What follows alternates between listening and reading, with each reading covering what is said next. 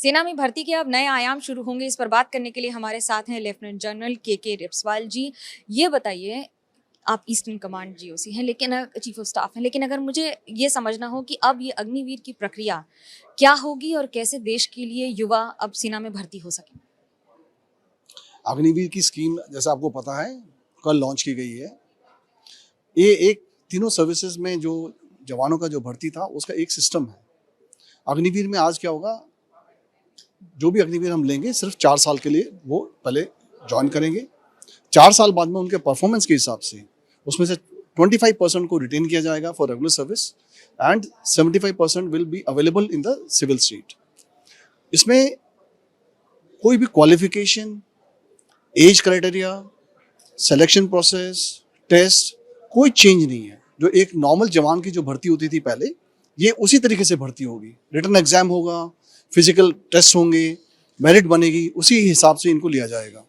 एक सवाल ये भी उठ जाता है कि अब जो ये भर्ती होगी, क्या पिछले कुछ वर्षों से 2-3 वर्षों से कोरोना की जो दिक्कत आई थी उस पर भी, उसकी वजह से भी इसकी बहुत ज्यादा जरूरत? नहीं, ऐसा नहीं है।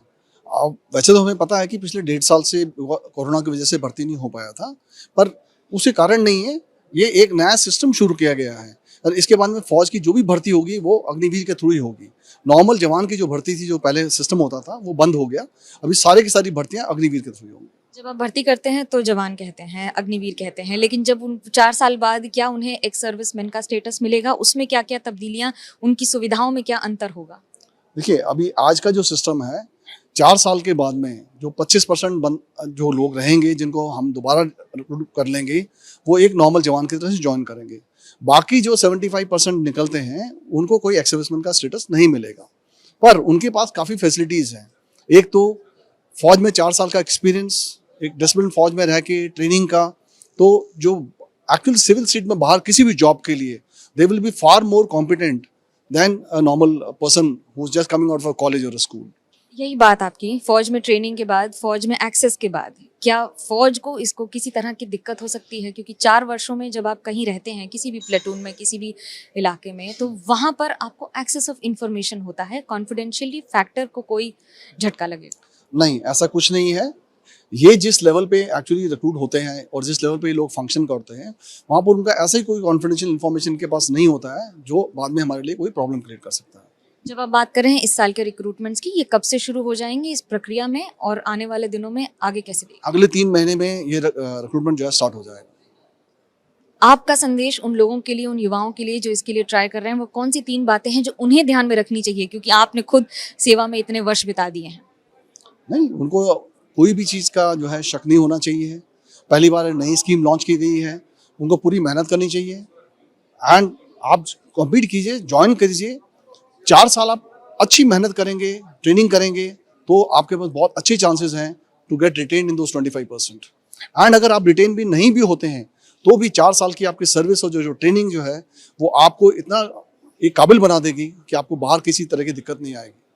लेकिन फौज को छोड़ने के बाद सिविलियन बनने का जो एक जज्बा और तमगा दोनों एक साथ होता है, वो कितना दिक्कत वाला होगा? इसमें कोई दिक्कत नहीं है। फौज में हर साल जो है हमारे जवान जो है 15 साल 17 साल की सर्विस के बाद में तो आते ही आते हैं, तो ऐसे कोई प्रॉब्लम नहीं होनी चाहिए।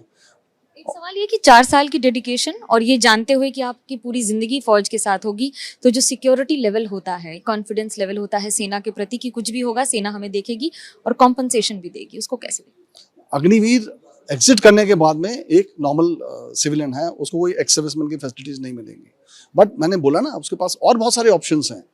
लाइक आर्मी के अंदर एक जवान जब ज्वाइन कर लेता है उसको छोड़ने के लिए बहुत दिक्कत आती है, बट यहाँ पे इस स्कीम के अंदर जो है बहुत सारे लोगों को एक मौका मिलेगा। लार्जर जो यूथ है उसको एक मौका मिलेगा 4 साल सर्विस करने के बाद में, उसको एक एक्सपीरियंस होता है, उसे एक कॉन्फिडेंस लेवल बढ़ जाता है।